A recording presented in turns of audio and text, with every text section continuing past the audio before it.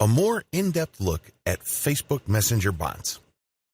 Don't let the word bot throw you off. I can understand why people have all sorts of misgivings regarding this word. After all, when we hear of this word, we instantly think of unpleasant things. We think about spyware being sent by zombie computers all over the world and people's computers being hijacked by malicious software. We also think about hackers installing bot software on sensitive computers to perpetuate crimes or denial of service attacks. Also, when we think about bots, we think about malicious and seemingly autonomous pieces of code that create all sorts of havoc. Finally, people looking for a date online are very familiar with bots, and they don't have a very favorable view of them. Dating apps like Tinder and Grindr are often susceptible to fake dating profiles. When people try to connect with seemingly attractive users, they get led on a wild goose chase thanks to some sort of automated script. After they've wasted quite a bit of time talking to these accounts, they realize that they're actually talking to a bot. The bot simply just reacts to whatever keywords they type in with some pre-canned script or dialogue. The key is to get the other person to continue talking until they've softened up to want to click a link. That link can go to an online strip show or a paid dating service. In other words, dating bots are just simply fancy schemes in spamming people. As you can well imagine, given all these descriptions, a lot of online consumers don't exactly have a very favorable view of automated communication software, aka bots. But the good news is that bots aren't all bad. Facebook Messenger bots are proof of this. Facebook Messenger bots take advantage of the Facebook Messenger platform automation features. Facebook made quite a stir when it announced that it has redesigned its Messenger service. You can install it separately, or you can install it as part of your Facebook app on your mobile device or computer. Whatever your installation is, Facebook Messenger is designed in such a way that it can be automated. By using scripts, you can program your Facebook Messenger app to send predetermined text to people contacting it. It's like calling customer service number and being asked to press different buttons depending on the nature of your inquiry. But instead of voice prompts, you do this with keyword or phrase prompts. For example, if you run an online shoe store and people are interested in Nike Air shoes with certain attributes, they can type in the brand name and the model or any other identifying information, and then you can set up Facebook Messenger bot to give your prospective customer key information like availability, price, and variations that may be in stock. Facebook Messenger bot common features. There are many different types of Facebook Messenger bots currently in existence, but regardless of their seeming differences, they do have common features. Purely inbound. Messenger bots will only send you a message if you message them first.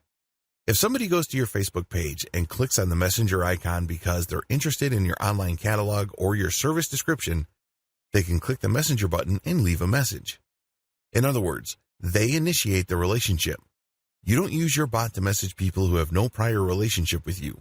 It's all inbound, not outbound. Trigger specific. Since Facebook Messenger bots are inbound, they filter inquiries based on certain key phrases.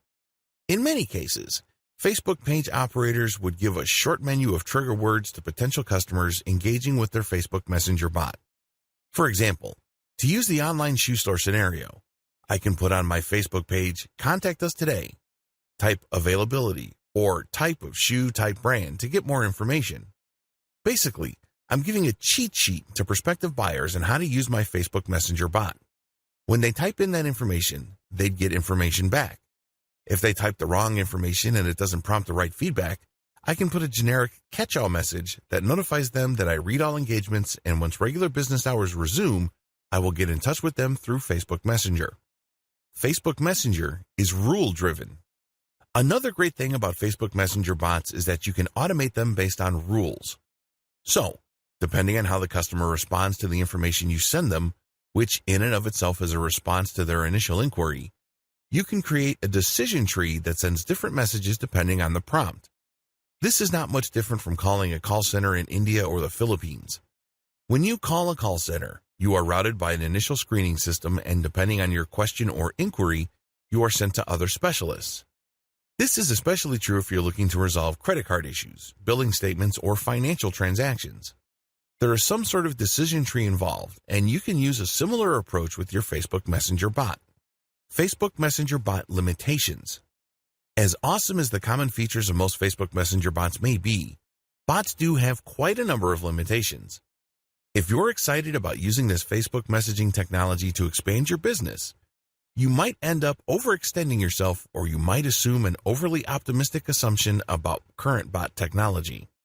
It's a good idea to be as realistic as possible because, as amazing as chatbots are, they do have serious limitations. They cannot read minds. Please understand that chatbot technology is still a work in progress. We haven't reached the point yet where you can post an ambiguous word and automatically expect the bot to know what you're talking about. You basically have to train your customers to use certain keywords and phrases to either start the conversation properly so as to trigger the right information, or step them through the decision tree process so they are feeding the bot the right bits and pieces of information so as to trigger the right response. This can be quite clunky and awkward depending on how long the decision tree is and how many alternative pieces of information are possible with each branch of the logic tree. They can require fancy coding. If you want a really professional Facebook Messenger bot, you need somebody who can code it using Facebook's commands in a robust way. While you don't necessarily have to have coding skills to come up with a fairly straightforward bot, if you want it to be deep, nuanced, robust, and scalable, you would need professional help. This might set you back quite a bit of money because people who know their way around the Facebook Messenger bot automation aren't exactly cheap. They have to comply with Facebook's terms of service. Facebook is under a tremendous amount of legal pressure currently. We all know the regulatory heat it is facing in terms of user data and user privacy. But above and beyond these fairly familiar issues, Facebook's automation process is a very touchy area. This is why Facebook is clear. You can use Facebook Messenger purely as an inbound system.